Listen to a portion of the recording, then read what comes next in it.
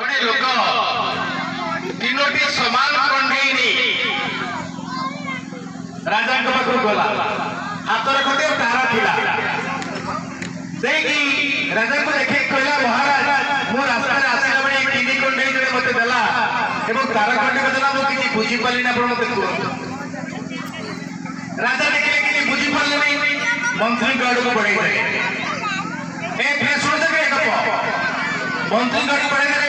ମନ୍ତ୍ରୀ ଦେଖିଲେ ଡାହାଣ କାନରେ, ପ୍ରଥମ କଣ୍ଢେଇର ଡାହାଣ କାନରେ ଗୋଟେ ଛୋଟିଆ ବାଟ, ତାର କଣ୍ଢେଇକୁ ପୁରେଇ ଦେଲେ। ସେ ଏକାନ୍ତ ପଶିଲା, ଏକାନ୍ତେ ବାହାରିଗଲା। କୋଉ କଣ୍ଢେଇର? ପ୍ରଥମ କଣ୍ଢେଇର। ଦ୍ୱିତୀୟ କଣ୍ଢେଇର ସେମିତି ତା ଡାହାଣ ପାଖ କାନରେ ବାଟଟିଏ ଥିଲା, ସେ ତାରଟିକି ପୁରେଇ ଦେଲେ, ତା ପାଟି ବାଟେ ବାହାରି ଆସିଲା।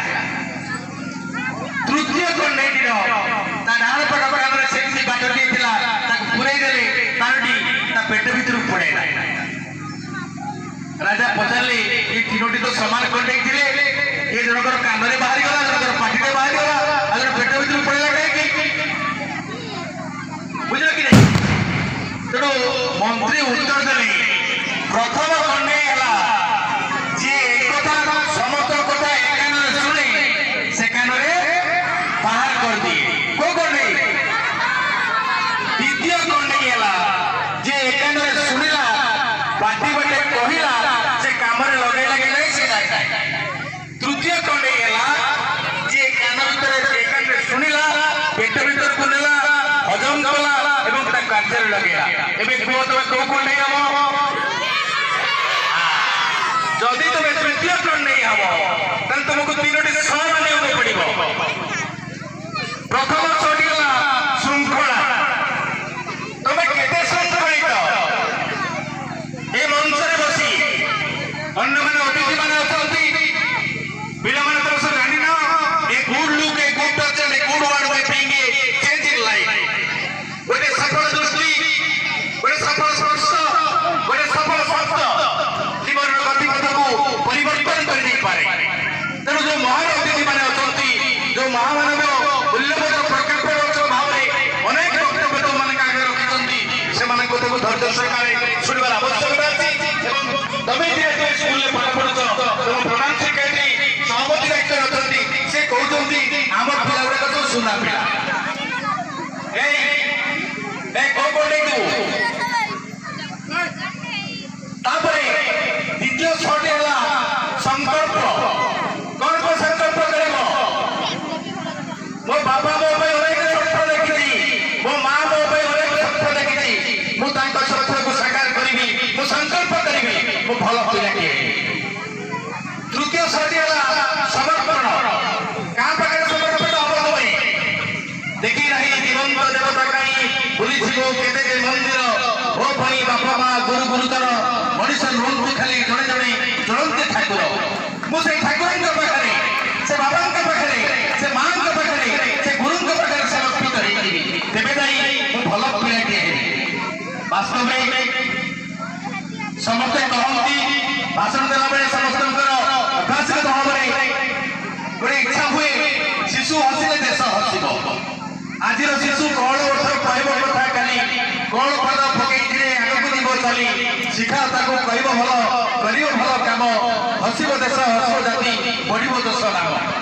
ଆମେ ସମସ୍ତେ କଥାରେ କହନ୍ତି, କିନ୍ତୁ ବାସ୍ତବରେ ସେମାନଙ୍କୁ ମାର୍ଗଦର୍ଶନ କରିବା ପାଇଁ ଗୁରୁ, ଆଜି ସମସ୍ତେ କହୁଛନ୍ତି ଗୁରୁ ବ୍ରହ୍ମା ଗୁରୁ ବିଷ୍ଣୁ ଗୁରୁଦେବ ମହେଶ୍ୱର ଗୁରୁ ସାକ୍ଷାତ ପରମ ବ୍ରହ୍ମ ତସ୍ମୈ ଶ୍ରୀ ଗୁରୁବେ ନମଃ। କିନ୍ତୁ ଗୋଟେ ପ୍ରଶ୍ନ ଉଠେ, ଗୁରୁ କିଏ? ଏଇ ଯୋଉମାନେ ପ୍ରଶିକ୍ଷଣ କରୁଛନ୍ତି ସେଇମାନେ ଗୁରୁ? ପ୍ରଥମ ଗୁରୁ ଶିଶୁର ମା, ଦ୍ୱିତୀୟ ଗୁରୁ ପିତା, ତୃତୀୟ ଗୁରୁ ଶିକ୍ଷକର ଜ୍ଞାନଦାତା।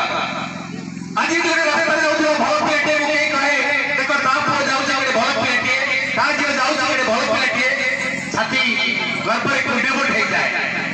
ଅର୍ଥାତ୍ ସଂସ୍କାରର ଅନ୍ୟତମ ମା, ପ୍ରଥମ ଗୁରୁ ଭାବରେ ପିଲାମାନଙ୍କୁ ସଂସ୍କାର ଦେବା ଏବଂ ମାନବିକ ମୂଲ୍ୟବୋଧରେ ତାଙ୍କୁ ପରିପୁଷ୍ଟ କରିବା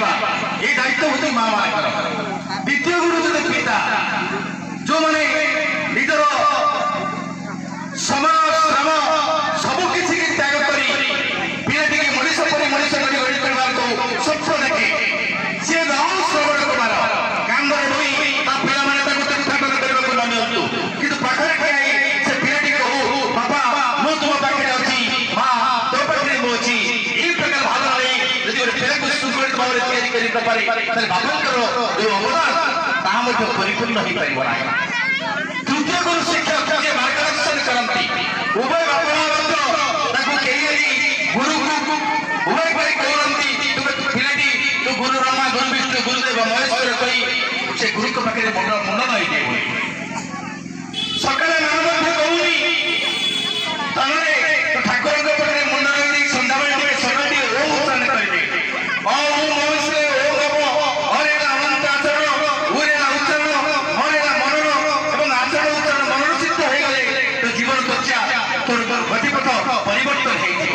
ଯଦି ବାସ୍ତବରେ ଏଇସବୁ ପରିବର୍ତ୍ତନ ସମ୍ଭବ ହୁଏ ଗୋଟେ ପିଲା ଲେଖାପଢ଼ାରେ ଦକ୍ଷ ହେଲେ ସେ କି ତାକୁ କୁହାଯାଏ ସରଳ ବ୍ୟବହାର ସହଜ ଚିନ୍ତା ଦାବିନା ଶିକ୍ଷା ଆନ କିଛି ହବ ନା ଖାଲି ପାଠ ପଢିଦେଲେ ହବନି ଗୋଟେ ସାର୍ଟିଫିକେଟ ହାସଲ କରିଦେଲେ ହବ ନାହିଁ। ଆମର ଯୋଉ ଆଚରଣ ଉଚ୍ଚାରଣର ଯୋଉ ପରିପକ୍ୱତା ଆସିବା ଦରକାର ତାହା ମଧ୍ୟ ଆସିବାର ଆବଶ୍ୟକତା ଅଛି।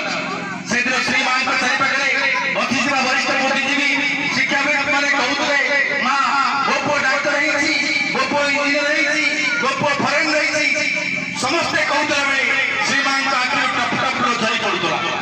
ସମସ୍ତେ ଆଶ୍ଚର୍ଯ୍ୟ ହେଇ ପଚାରିଲେ ମା ଆମ ପିଲାଙ୍କ କଥା ଆମେ କହୁଥିଲା ବେଳେ ସେମାନଙ୍କର ଉତ୍ତରୋତ୍ତର ଉନ୍ନତିର କଥା କହୁଥିଲା ବେଳେ ଆପଣ କାନ୍ଦୁଛନ୍ତି କାହିଁକି? ନିକଟ ଅତୀତରେ ଜଗନ୍ନାଥପୁର ମା ଯାଇଥିଲେ ପଣ୍ଡିଚେରୀ ସେଇ କଥାକୁ ସେ ଉପଲବ୍ଧି କରିଥିଲେ। ସମସ୍ତେ ପଚାରିଲେ ମା କହିଲେ I do not want success I want perfection which is already in man. ମୁଁ ସଫଳତା ଚାହୁଁନି ମୁଁ ଏକ ଆଦର୍ଶବାଦୀ ସଂସାର ଚାହୁଁଛି ଯେ ଦେଶ ପାଇଁ ଜାତି ପାଇଁ ଏବଂ ସମାଜ ପାଇଁ ପରିବାର ପାଇଁ ନିଜକୁ ଉତ୍ସର୍ଗ କରିଦେବ। ତାହା ହିଁ ହେବ ଜଣେ ଗୁରୁଙ୍କ ପ୍ରତି ଶ୍ରେଷ୍ଠ ସମର୍ପଣ ଏବଂ ଶ୍ରେଷ୍ଠ ସମ୍ମାନ। ତେଣୁ ଗୁରୁ